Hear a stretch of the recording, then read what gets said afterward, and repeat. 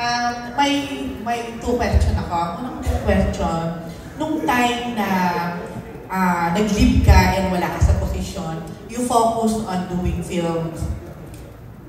And considering itong mga pinagdadaanan mo ngayon, considering itong mga issues with the family, yung siyempre, I'm feeling, parang full relax, but feeling ko deep inside, siyempre, it's very hard, di ba?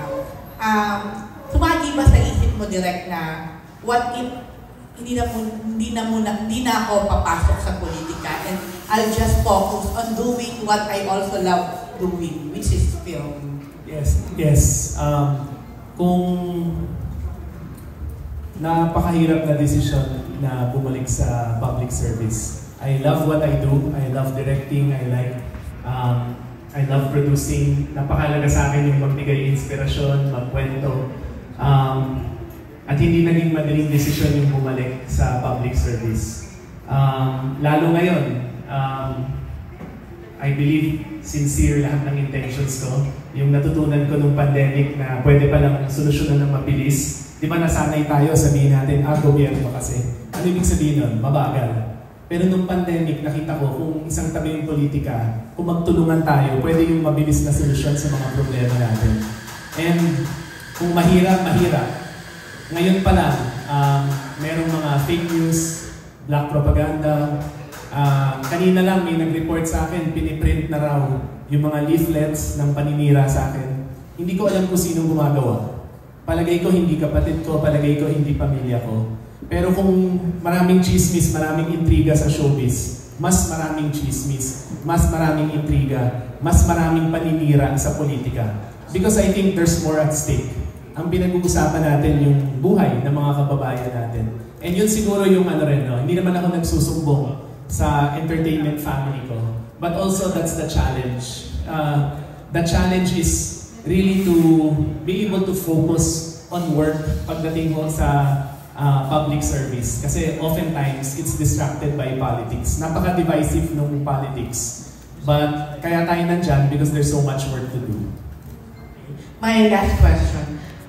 Direct, if ever kaya na the former Senator Rene Cayetano still alive, ano kaya sa tingin mo ang magiging reaction niya, damdamin niya, or pwede niyang sabihin sa mga nangyayari ngayon sa inyong magkakapatid? Yung daddy ko, hindi siya politiko. Yung totoong mga nakakilala sa dad ko, my dad was only in an elected position around 4 years. 3 taon siya naging senador, mga 1 to 2 years siya naging miyembro ng Batasang Pambansa. But he was in public service. Kasi halos buong buhay niya, he was giving free legal advice. Abogado siya. So hindi ko siya politiko. Yung parang politika, yung mga Cayetano na pumasok sa politika, actually nagsimula when my brother Alan Can, and then my ate Pia, my sister-in-law, and ako. So ako sigurado ko, ang kunang sabihin ng daddy ko, na isang tabi yung politika and focus on public service. And that's what I'm trying to do. Na public service doesn't mean playing the game of politics. Parang showbiz. Di ba, may kasabihan, showbiz lang yan.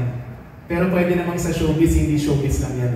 We can talk about real change, we can talk about real issues, we can talk about real things we want to do for the showbiz industry. Ganun din sa politika.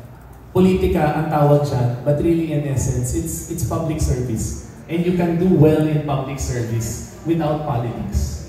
Alam mo, Direk, you still, full of hope. Sa tingin mo talaga, may pag-asa pa. Alam mo yun, tayo totoo. Kailangan may pag-asa pa. Naniniwala man ako hindi, I have a 10-year-old, an 8-year-old, a 6-year-old. Anong gagawin natin kung tayo mismo dito hindi na naniniwala na may pag-asa sa gobyerno? And siguro totoo yun, nagda-drive tayo sa EDSA, nakapila tayo sa MRT, baka marami sa atin dito sinasabi wala ng pag-asa. Pero ako, because I have kids, I refuse to think na wala na tayong pag-asa.